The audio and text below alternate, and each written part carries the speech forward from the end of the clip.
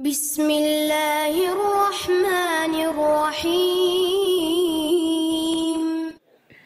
Nah, Nabi Muhammad juga kayak gitu. Gara-gara udah Allah lapangkan dada, alam nasyrah laka sadrak, akhirnya ujian-ujian yang dihadapi Nabi Muhammad, beliau hadapi dengan lapang dada. Salah satu yang terberat, suatu saat Bilal pernah nanya kepada Rasulullah SAW. Bilal apa Abu Hurairah? Abu Hurairah kalau nggak salah.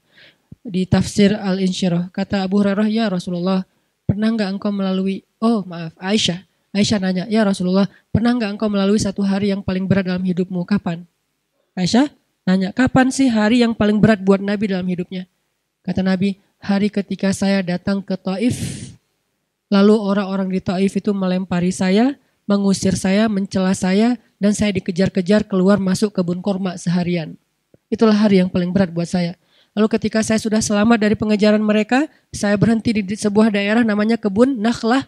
Di daerah Nakhlah itu tiba-tiba datanglah Jibril dan memperkenalkan saya dengan seorang malaikat. Jadi Jibril memperkenalkan Nabi dengan sesosok malaikat. Malaikat apa itu? Malaikat penjaga gunung. Kata Jibril, ya Rasulullah, ini malaikat penjaga gunung. Silakan kalau ada request ke beliau. Kata malaikat penjaga gunung, perkenalkan saya Rasulullah, saya malaikat penjaga gunung. Allah sudah memerintahkan saya ikuti semua permintaan Muhammad. Ya Rasulullah, kami sudah melihat bagaimana mereka memperlakukan engkau. Jika engkau mau, saya akan ambil 2 gunung ini, saya benturkan di kepala mereka. Kebayang gak? Bukan 2 batu, 2 gunung di kepala mereka digituin. Malaikat marah.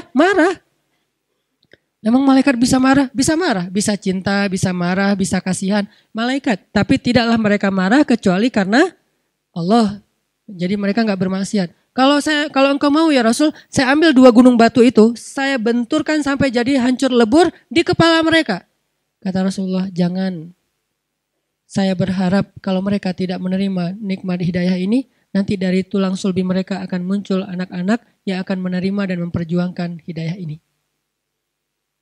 Kata Nabi Muhammad kepada Aisyah. Lalu kata Aisyah apa? Saya tidak pernah melihat ada orang yang lebih lapang dada daripada Rasulullah SAW. Jadi orang kalau udah dilapangin dadanya, itu tuh hasilnya. Apakah cukup segitu? Masih banyak adegan lain yang Nabi itu lapang dada banget. Dan terutama dalam kondisi keluarga beliau yang mungkin cukup rumit. Karena emang Allah amanahkan untuk beliau sekian banyak perempuan yang harus beliau nafkahi, yang harus beliau bahagiakan. Itu amanah dari Allah, bukan mau-maunya beliau. Allah yang amanahkan 1, 2, 3, 4 dan seterusnya. Untuk apa? Supaya mereka diperlakukan oleh Rasulullah dengan perlakuan yang baik. Kok mereka yang dipilih Ustadz? Karena mereka lah perempuan paling istimewa di muka bumi. Jadi saking sayangnya Allah kepada Aisyah, Hafsah, Ummu Salamah, Zainab, Maria, Sofia dan yang lain-lainnya. Saking sayangnya Allah kepada mereka karena kesolehan mereka. Akhirnya Allah hadiahkan untuk mereka seorang Nabi, Rasulullah SAW. Tapi tetap aja namanya perasaan kan ya, rumit kan, gak bisa dijelasin dengan teori-teori logis. Akhirnya Nabi harus berdamai, harus lapang dada dengan kecemburuan mereka, percekcokan di antara mereka, ngambeknya mereka, bapernya mereka, dan seterusnya. Nabi lapang dada. Dan kalau kita baca cerita lapang dadanya Nabi kepada istrinya, berat, luar biasa tuh ya. Sampai kita, wah susah kalau gitu ditiru. Tapi di sini ada pelajaran, ternyata lapang dada itu bisa bikin kita mampu menanggung yang tidak mampu ditanggung orang lain. Dan seorang mukmin yang lapang dada mampu menanggung urusan orang lain namanya rohilatan. An-nasu kaibilimi'ah. Manusia itu kata Nabi seperti 100 ekor onta. La takadu tajidu fiha rohilatan. Hampir-hampir kamu gak ngelihat satupun di antara 100 ekor onta itu rohilah. Apa itu rohilah? Onta yang sanggup memikul beban dan mampu berjalan jauh. Itu namanya rohilah. Siapa rohilah kata Nabi? Mukmin. Yang tidak mukmin dia ibil. Dia seperti onta biasa saja. Yang makan, minum, hidup hanya untuk dirinya saja. Sedangkan mukmin dia tidak hidup untuk dirinya. Dia hidup rohilatan, menanggung beban. Mulai dari menanggung beban keluarga, menanggung beban masyarakat, menanggung beban umat. Itulah mukmin. Makin banyak yang ditanggung menunjukkan makin lapang dada dia. Karena kalau dia gak lapang dada, gak akan sanggup nanggung beban, keluh, kesah, masalah orang lain. Itulah Nabi, itulah para anbiya, itulah orang-orang soleh. Sehingga minta sama Allah, Rabbi syrah li sadri, Rabbi syrah li sadri, Rabbi syrah li sadri. Ya Allah lapangin dada saya. Bukan minta beban, bukan. Supaya kalau Allah nitipin beban ke kita, kita sanggup memikulnya. Kenapa? karena beban dada kita lapang. Wa wada'na anka alam nashrah laka sadrak wa wada'na anka wizrak alladzi anqadha dhahrak.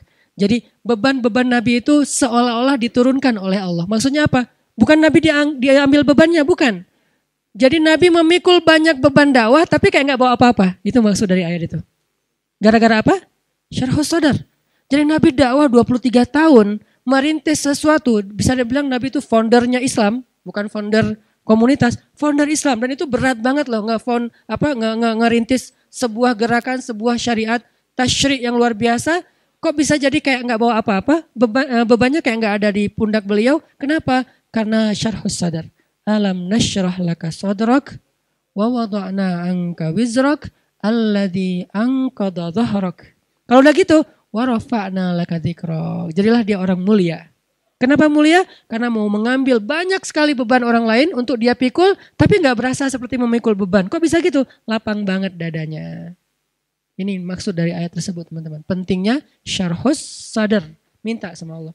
Tipsnya sederhana tadi. 1, nikah.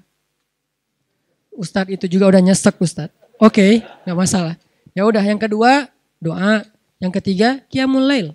Maka Allah akan lapangkan dada kita sedikit demi sedikit. Terus dawamin. Sehingga malam kita qiyam, siangnya kita lapang dada.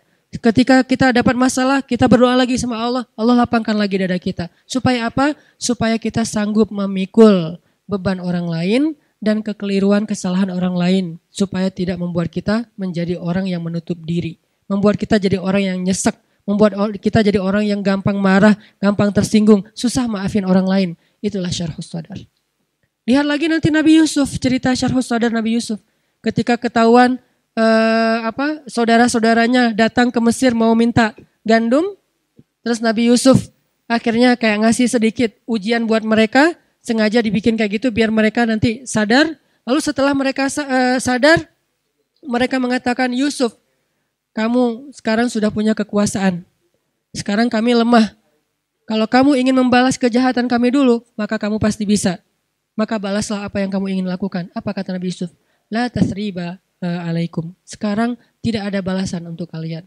Aku tidak ingin membalas kalian. Allah sudah memaafkan kalian. Pulanglah, bawalah bajuku ini, berikan kepada ayah. Semoga ayah bisa mencium aroma tubuhku dan mengetahui bahwa kalian benar-benar bertemu dengan aku.